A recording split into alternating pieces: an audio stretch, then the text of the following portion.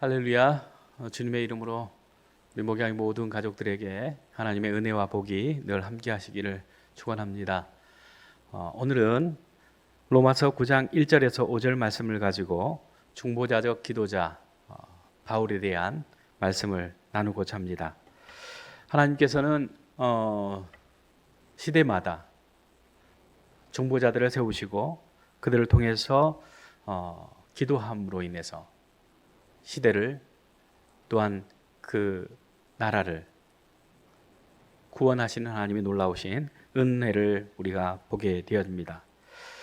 아브라함과 또 느헤미야, 모세와 다니엘 모든 사람들이 하나님 앞에서 영적으로 깨어 있음으로 인해서 하나님께서 하실 일들을 알게 하시고 그 일들을 알게 되었을 때에 하나님 앞에 중보자로 서게 되었던 것을 보게 되었습니다.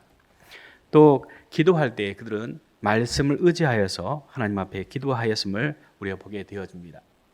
요한복음 15장 7절 말씀 보면 너희가 내 안에 거하고 내 말이 너희 안에 거하면 무엇이든지 원하는 대로 구하라 그리하면 이루리라 말씀하십니다. 즉 예수 그리스도가 우리 안에 거하고 또 예수 그리스도의 그 말씀이 우리 안에 있을 때에 하나님 앞에 우리가 구하고 기도하면 하나님께서 다 이루어 주신다라고 하는 말씀입니다.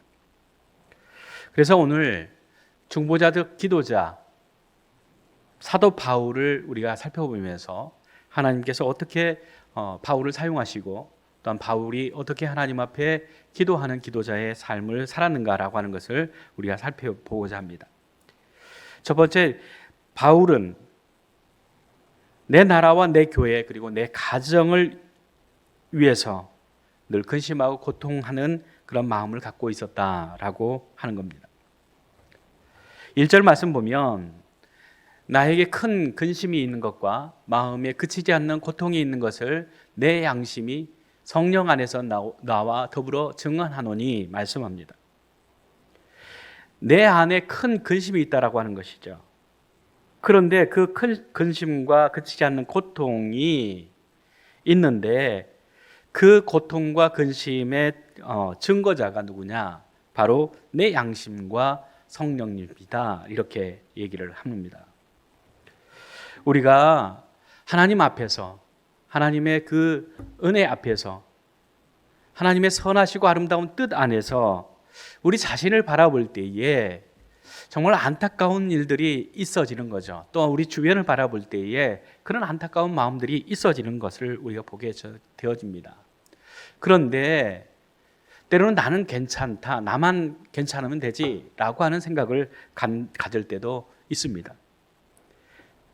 또한 그러한 그 마음을 갖는 사람들은 기도하지 않는다고 하는 거죠. 내 문제와 내 나라의 문제, 내 교회의 문제, 내 삶의 문제에 전혀 문제가 없다라고 생각하는 사람들은 쉽게 기도하는 자리로 가지 않습니다.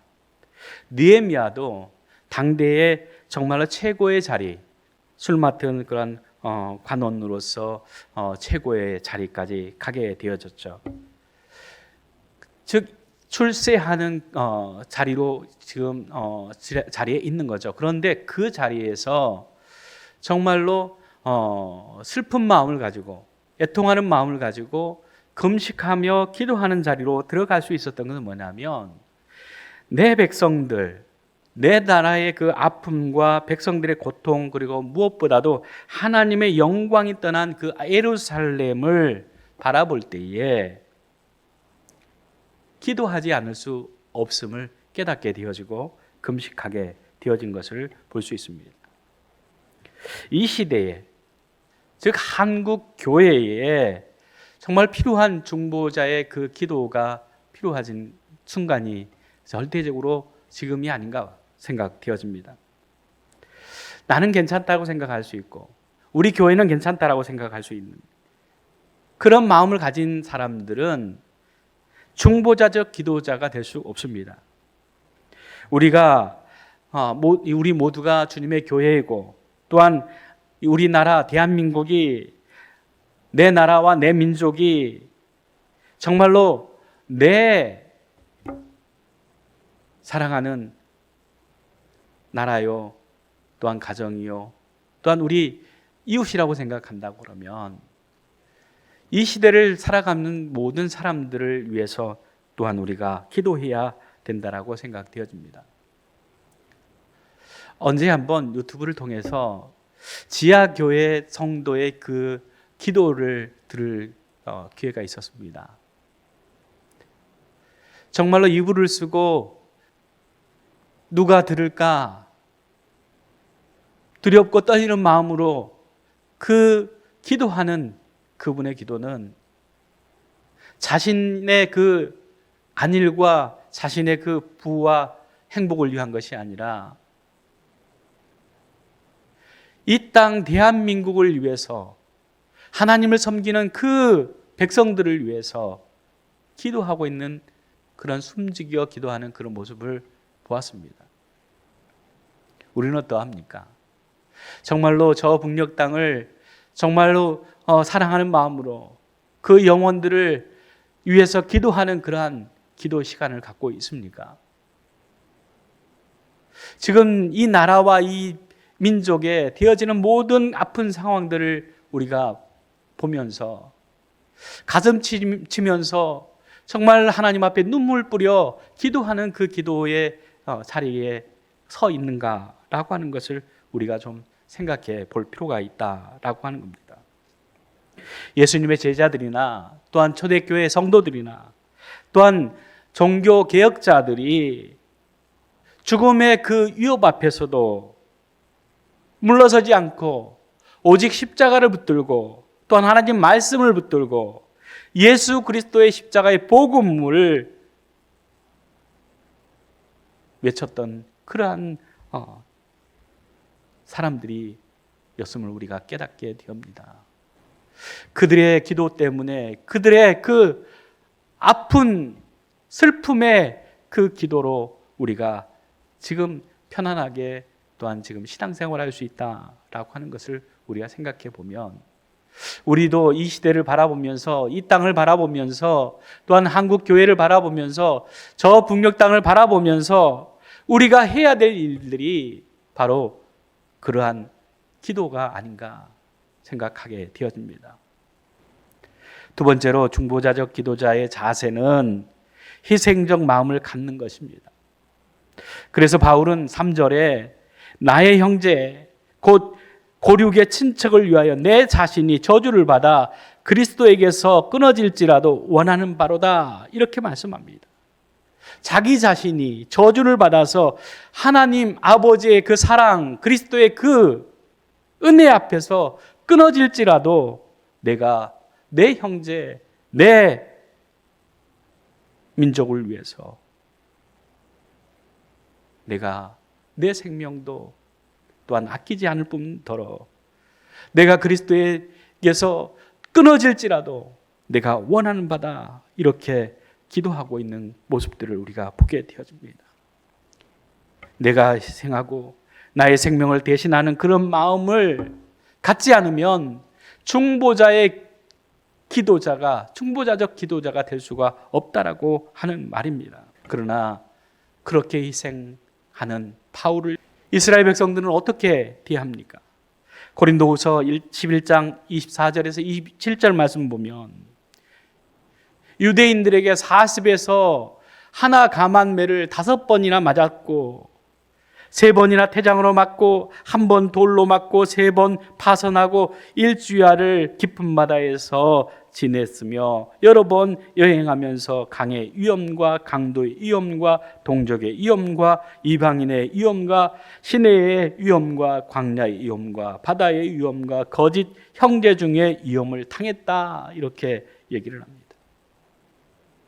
바울이 정말로 자기 민족을 구원하기 위해서 예수 그리스도의 그 십자가의 복음으로 구원받기를 원하는 그러한 마음을 갖고 그렇게 된다고 그러면 내 생명뿐만 아니라 내가 그리스도에게서 끊어지는 그러한 저주를 받는다 할지라도 내가 원하는 바다 이렇게 헌신적인 그러한 희생의 정신을 가지고 복음을 전하는 바울을 오히려 매를 때리고 또한 돌을 던지고 복음을 전하면서 숱한 그런 죽음의 위험 앞에서도 물러설 수 없었던 것은 하나님의 사랑, 그리스도의 그 은혜를 입었기 때문이다라고 하는 것입니다. 그런데 이 유대인들은 더 나가서 사도행전 23장 21절 말씀에 바울을 죽이기 전에는 먹지도 않고 마시지도 않기로 맹세한 자가 40여 명이 그를 죽이려고 숨어서 지금 다 준비하고 당신의 허락만 기다린나이다. 이렇게 얘기를 합니다. 즉 바울을 죽이기 위해서 먹지도 않고 마시지도 않고 정말로 그를 어떻게든지 죽이겠다라고 하는 그러한 마음을 품고 있는 사람들이 40여 명이 있었다라고 하는 것을 우리가 보게 되어집니다. 이런 자들을 어떻게 사랑할 수 있겠습니까? 이런 자들을 위해서 어떻게 자기의 생명, 아니 자기의 그 생명보다 더 귀한 영원한 하나님의 나라를 받지 않겠다 라고 하는 그런 마음을 품고 기도하게 되어질 수 있겠습니까? 이것이 바로 사랑 아니겠습니까? 세 번째로 복과 부족을 아는 마음을 가져야 합니다. 중보자적 기도자는 복과 부족을 바르게 알아야 합니다. 4절 5절 말씀 보면 그들에게는 양자됨과 영광과 언약들과 율법을 세우는 것과 예배와 약속들이 있고 육신으로 하면 그리스도가 그에게서 나나니 이렇게 얘기를 합니다. 유대인들은 하나님의 선택을 받은 민족입니다. 백성입니다. 뿐만 아니라 하나님께서 수많은 복과 은혜를 베풀어 주셨습니다. 율법과 언약 그리고 하나님의 임재의 영광, 양자되는 축복, 제사를 통한 죄 사함의 약속, 그리고 무엇보다도 예수 그리스도, 영원한 속죄자 되시는 예수 그리스도가 그들에게서 나는 복을 받게 되었지 않습니까? 그러나 이러한 복과 은혜를 깨닫지 못하고 또한 지키지도 못하는 이 유대인들을 안타까운 마음으로 그들을 위해서 중보하는 바울을 우리가 보게 되어집니다. 한국 교회가 받은 복이 얼마나 큽니까? 그러나 잃어버린 것들이 있습니다. 그것은 바로 하나님 아버지의 영광입니다. 에베소서 1장 17절에 19절 말씀 보면 우리 주 예수 그리스도의 하나님 영광의 아버지께서 지혜와 계시의 영을 너희에게 주사 하나님을 알게 하시고 너희 마음의 눈을 밝히사 그의 부르심의 소망이 무엇이며 성도 안에서 그의 기업의 영광의 풍성함이 무엇이며 그의 힘의 위력으로 역사하심을 따라 믿는 우리에게 베푸신 능력의 지극히 크심이 어떠한 것을 너희로 알게 하시기를 구하노라 말씀합니다. 하나님 아버지의 영광, 지혜와 계시의 영으로 하나님을 알게 함으로 소망이 무엇이고 또한 그분 안에 있는 기업의 영광의 풍성함이 무엇인지 알게 하시는 그 하나님의 능력, 역사하시는 하나님의 그 은혜를 우리가 깨닫기를 원합니다. 현재 우리나라 대한민국과 한국 교회에 넘치는 복이 있습니다. 그러나 이런 가운데 정말로 풍요 속에 부족함이 있음을 우리가 깨닫고 바울과 같이 민족을, 형제를 품고 그들이 정말로 하나님의 그 영광 앞에 살아갈 수 있도록 우리가 기도하면서 중보하는 저희들이 될 수 있기를 간절히 주의 이름으로 축원합니다. 기도하겠습니다. 사랑의 하나님 참 감사합니다. 죄 많고 허물 많고 죽을 수밖에 없는 저희들을 살리시기 위해서 독생자 예수 그리스도를 이 땅에 보내주실 뿐만 아니라 우리를 대신해서 십자가에 못 박혀 죽으심으로 우리의 죄와 사망에서 구원해 주신 하나님의 그 크신 은혜 앞에 늘 감사하며 살아갈 수 있는 저희들 되게 하여 주시옵소서. 대한민국이 얼마나 큰 하나님의 복을 받았습니까? 그런데 하나님, 아버지의 영광이 교회에서 또한 우리들이 성도들의 삶 속에서 하나님 떠나고 있음을 우리가 깨닫기를 원합니다. 하나님 아버지의 영광으로 하나님 한국교회가 다시금 복음의 십자가의 그 복음의 역사가 나타나기를 원합니다. 생명 살리는 그 역사가 나타나기를 원하오니 주님, 이 땅을 고쳐주시고 하나님이 이 땅을 회복시켜 주셔서 진정으로 하나님 말씀 앞에, 하나님의 영광 앞에 저희들이 날마다 감사하며 찬송하며 영광 돌리는 복된 삶을 살아갈 수 있도록 주님, 저희들을 중보자의 그 기도자로 하나님 세워 주시옵소서. 예수님의 이름으로 기도리옵나이다. 아멘.